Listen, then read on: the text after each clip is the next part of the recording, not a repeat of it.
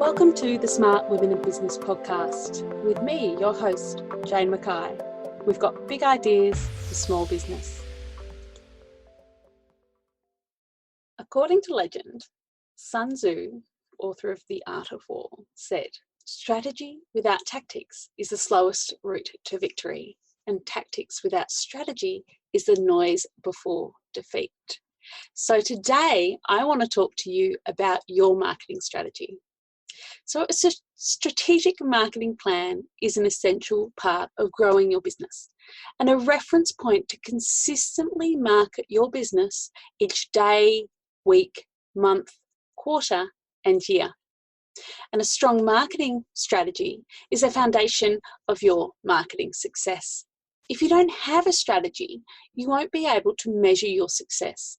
And marketing without strategy is like throwing mud at a wall and seeing what sticks.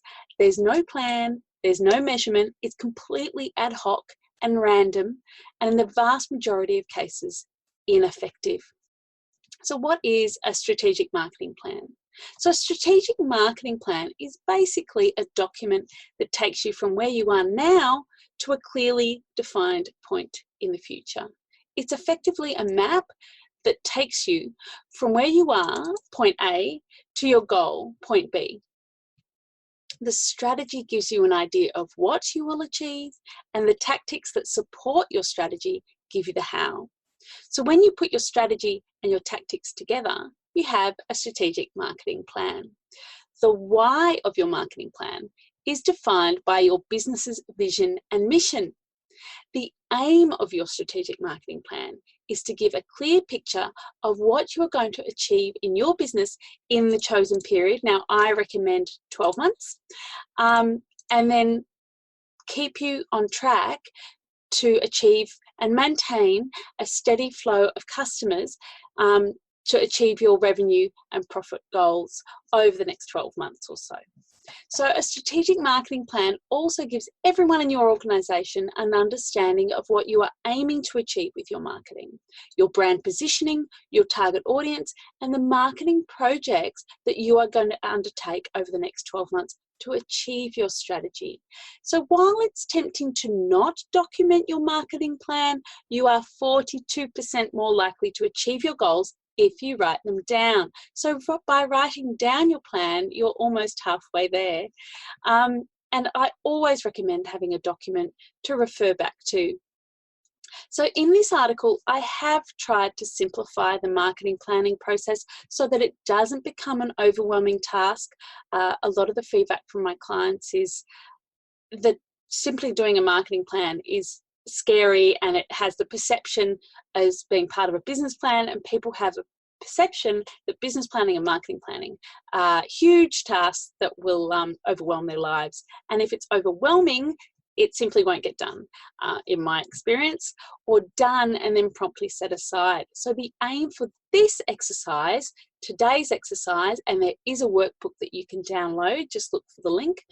This strategic marketing plan is going to be something easy, simple and fun, because marketing is fun. It's a living document and something that you are going to refer to regularly in your business so that you know you are on track to reach your amazing goals. So the overview of what you're going to create today, either listening to this podcast or video, watching this video and pausing it as you go, or just listening to it and then working your way through the workbook and referring to the blog post as you go. So number one, you're going to set yourself some goals for your first strategic marketing plan. I recommend, as I said, the 12 months. And then two, you're going to define your target audience. Know thy audience. The most important marketing task you will undertake in your business is defining your dream clients. Number three is brand position. Defining your brand position of where you are at and where you want to be. They can often be two very different things. Four is your situational analysis. So what are the internal and external factors that affect your business? Number five is defining your strategy. So what are your marketing strategies that you need to undertake to achieve your goals? Number six, tactical marketing mix. What tactics and distribution channels are you going to use to achieve your strategy? Number 7, measurement. How are you going to measure your success? Because if you don't measure your success, you can't celebrate your success. So, number 1, how to write your strategic marketing plan. Set your 12-month goals. So by documenting your goals, you have an endpoint you are trying to reach in a specific, measurable, and timely way. I love a SMART goal. So aim for growth that is reachable, but still a challenge. We like to call these stretch goals because if you aim for the moon and aim for the moon, reach the stars, you're halfway there. Create 7-day, 1 month, 3 month, and 6 month milestones to make your goals more digestible and to ensure that your goals tie in with your business's vision and mission. And so select some qualitative and quantitative goals and write them down in your workbook. They can be things like, we're going to increase website traffic by 20%. We're going to increase engagement on our Instagram page, or other things like that that will lead you to increase your sales in your business. So other things can be creating a blog post every single week, not like me, a bit sporadic. So write them down in your workbook. 2, target audience. The next step, obviously, in your successful marketing plan is to know your audience. So knowing who you are talking to, their motivations, their fears, their aspirations, and their inspiration is the foundational piece that I find is often missing from many small marketing plans. We love to gloss over our target audience and we forget that they are the people that we're talking to. They are the most important people in our business. So if you haven't completed any audience research, I strongly recommend that you download my Dream Client Workbook. It's free. And then meticulously work through that piece of your marketing puzzle. It makes everything a lot easier and a lot clearer. And you'll always have in mind who you are talking to, which makes everything easier. Every social media post, every blog post, the copy on your website, the images you select, everything, you know who you're talking to. So define your target audience or your buyer persona in the workbook. And if you have more than one buyer persona, which many people do in their business, choose your favorite type of customer to work with first, because they're the most enjoyable customers and they're our favorites. So I call these gorgeous humans my dream clients. 3, brand position. Your brand positioning contextualizes your brand to your dream clients. So where are you in the market right now? What differentiates you from your competitors? Why do your target audience choose you over your competitors? How is your brand perceived in your market? And how is this different from where you want your business to be perceived? You might currently be attracting clients who are looking for a budget service, and you want to start working with clients who are more high-end. That will definitely affect how you need to create all of your marketing or your collateral or your social media posts. And you can make this shift, but you need to be clear on who it is you want to attract, because we're not trying to shove our business down people's throats in a very old school salesy kind of way. We're trying to attract these gorgeous people into our lives and into our business. We want them to want to be working with us. So this all contributes, all these questions and the answers will all contribute to your position in the market in which you operate, or how your brand sits in your customers' minds. Next, you're going to do your situational analysis or your SWOT analysis. So SWOT is perceived as pretty old school marketing, and it is, but the reason it has persisted is that it gives you a new perspective of how your brand is perceived in the market. And the more we understand how our brand is perceived in the market, the more we understand what goes through our dream clients' minds when they are making the purchasing decision. So SWOT is an acronym that stands for strengths, weaknesses, opportunities, and threats. And a SWOT analysis will help you understand internal and external factors that affect your business and your marketing. Now, SWOTs are old school.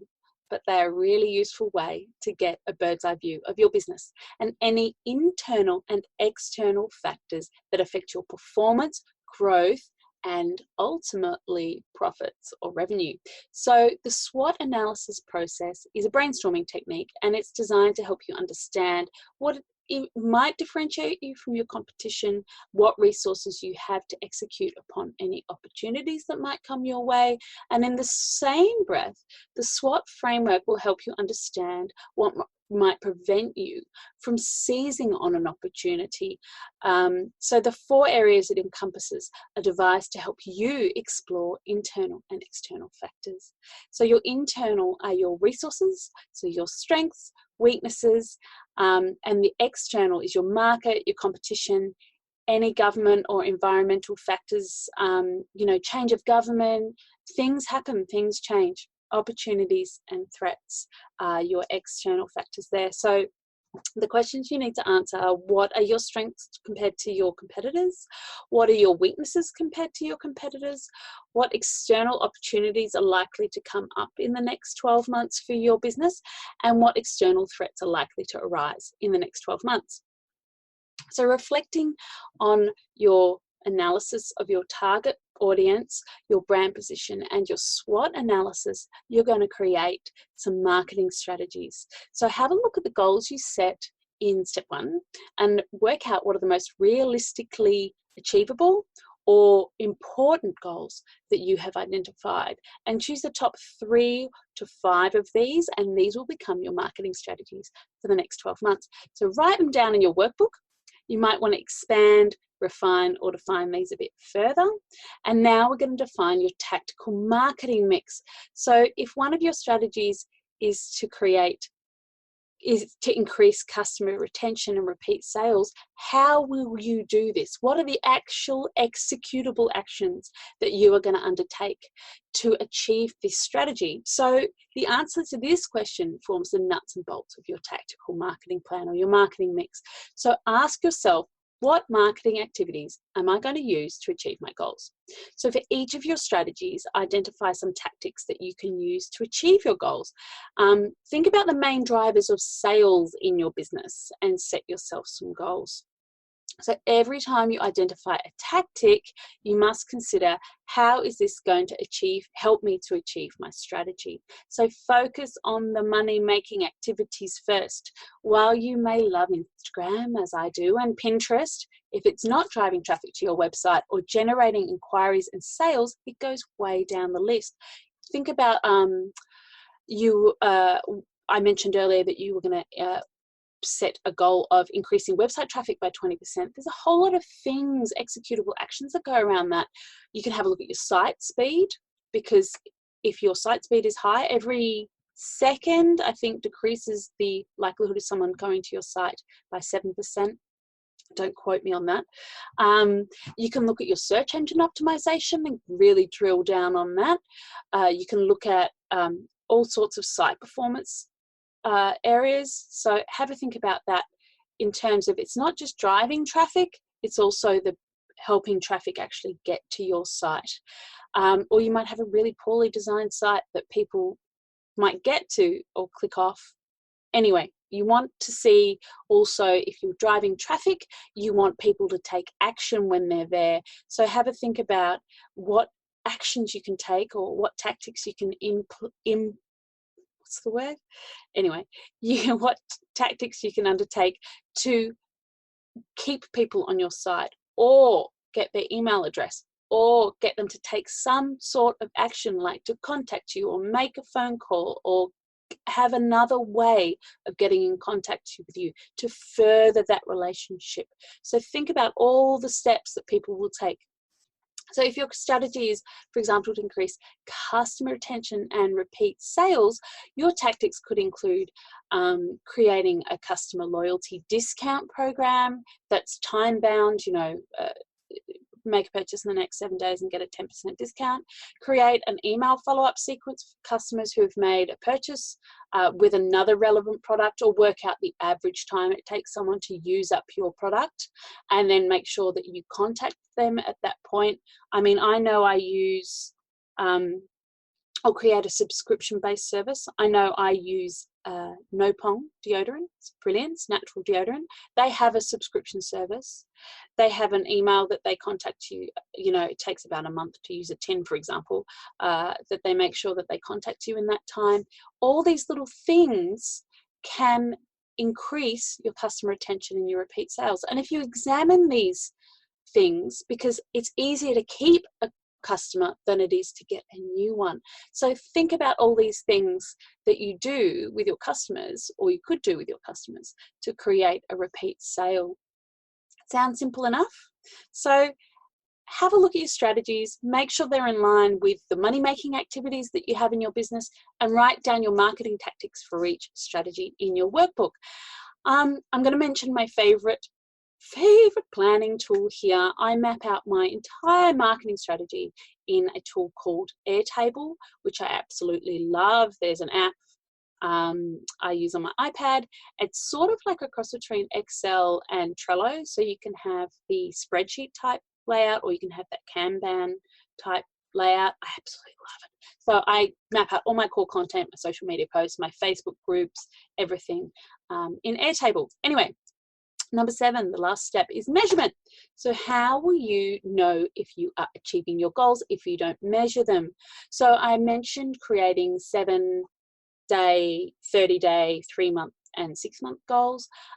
So identify some key performance indicators, KPIs, or measurements that you can track to ensure that you are getting good return on investment, or ROI, on your marketing, so you can go woohoo and give yourself a little high five every time you achieve your goal, and go and buy yourself a espresso martini, or a bottle of champagne, or a massage, or whatever you want. Another fun thing that you can do is, when you have those big milestones, is set yourself a reward. I love a reward. This mala bead necklace was a reward for a big project. Anyway, so if one of your tactics, as I said, was to increase your website traffic, improve your SEO, so just make sure you have all the tools in place so you can do your measurements. So for example, SEO, you'd have Google Analytics in place. Make sure you have a way to measure, because otherwise you won't know if you're on track. So note these KPIs in your workbooks with your tactics and your strategies, and that's it. Strategic marketing plan smashed. So I hope you are really excited by your goals and brimming with ideas on how you are going to make these a reality. So don't forget to download the workbook, and if you need more help, I am relaunching my DIY marketing course very, very soon, where you will learn everything you need to know to market your business effectively. So click on the link to sign up to the no obligation waitlist. There is absolutely no obligation, and you will stay up to date with what is happening with the marketing course. And I hope you found this post helpful. Let me know if you have any questions or comments, and I hope you have a fabulous day. You have been listening to the Smart Women in Business podcast. If you'd like to find out more about me, your host, Jane Mackay, visit janemackaycommunications.com.au.